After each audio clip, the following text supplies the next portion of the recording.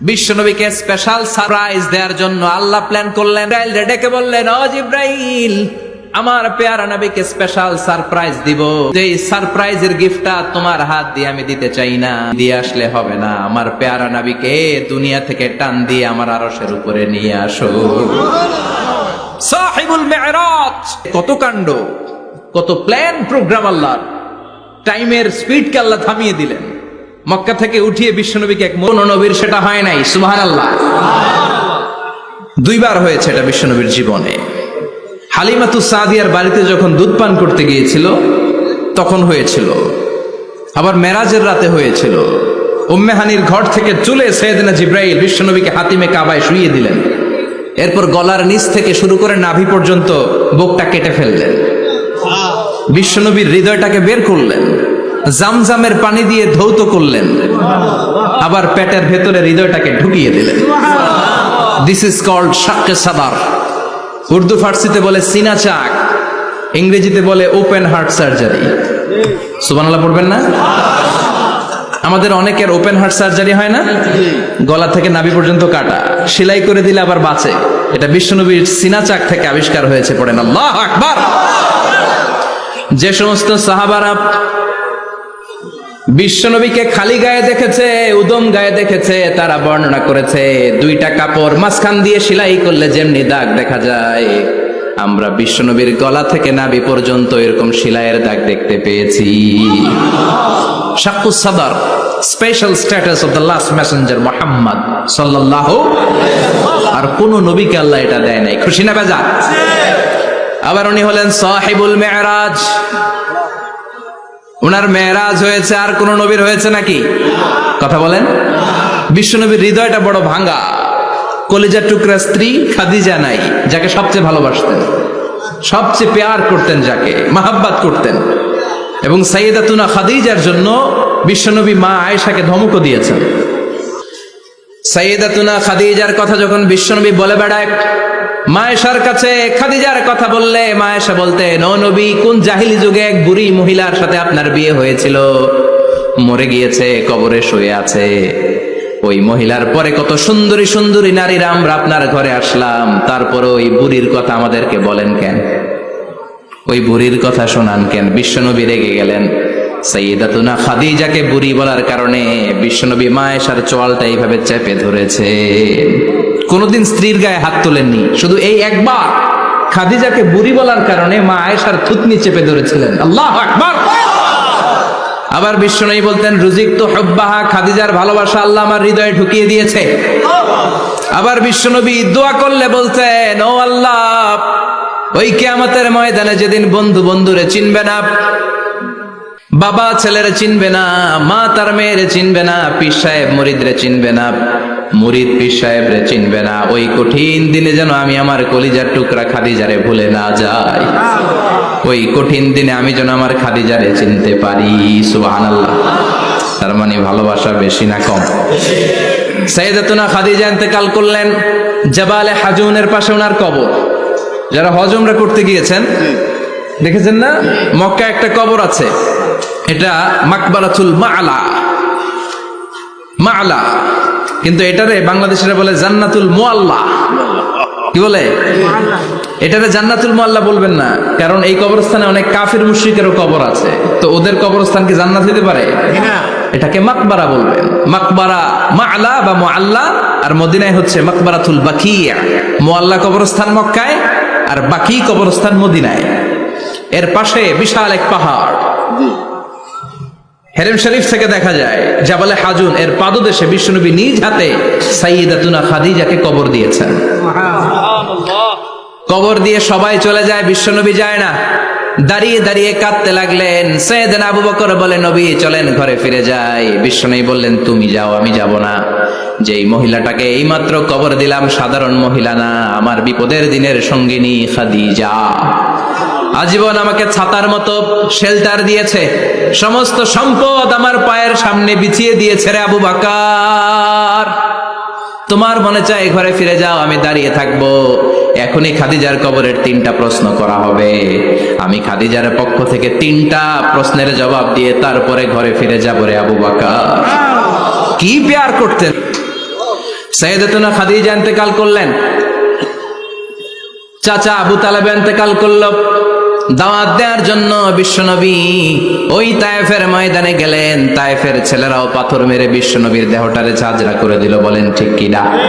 খেয়ে না খেয়ে দিন প্রচারের কাজে নিজেকে দিয়েছ বিলিয়ে, তায়েফের কাফিরেরা চিনল না সে আলো, দুষ্ট ছেলেদের পিছু দিল লেলিয়ে।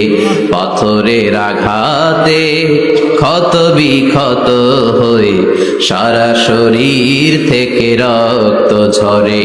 হে রাসূল তোমাকে ভুলি আমি কেমন করে, হে রাসূল তোমাকে ভুলি আমি কেমন করে। ঠিক কিনা? খাদিজা নাই, আবু তালেব নাই, তায়েফে যে মার খেয়ে আসলেন, অন্তরটা একেবারে ভাঙা, আর মন বসে না, কিচ্ছু ভাল লাগে না। বিশ্বনবীর মনের ভেতরে হাহাকার। বিশ্বনবীর মনে হলো ডানে বায়ে দুনিয়ায় আমার মনে হয় কেউ নাই। বিশ্বনবী দুনিয়ায় বসে কষ্ট পায়, আরশের উপর থেকে এগুলো দেখে কে? আল্লাহ প্ল্যান করছেন কেমন করে আমার বন্ধুর মনটারে ভালো করা যায়। বিশ্বনবীকে স্পেশাল সারপ্রাইজ দেওয়ার জন্য আল্লাহ প্ল্যান করলেন। জিব্রাইল ডেকে বললেন, ও জিব্রাইল, আমার পেয়ারা নবীকে স্পেশাল সারপ্রাইজ দিব, কিন্তু এই সারপ্রাইজের গিফটটা তোমার হাত দিয়ে আমি দিতে চাই না, তুমি দিয়ে আসলে হবে না। আমার পেয়ারা নবীকে দুনিয়া থেকে টান দিয়ে আমার আরশের উপরে নিয়ে আসো। সাহিবুল মেরাজ, যেই নবীর মেরাজ হয়েছে আর কোন নবীর হয় নাই।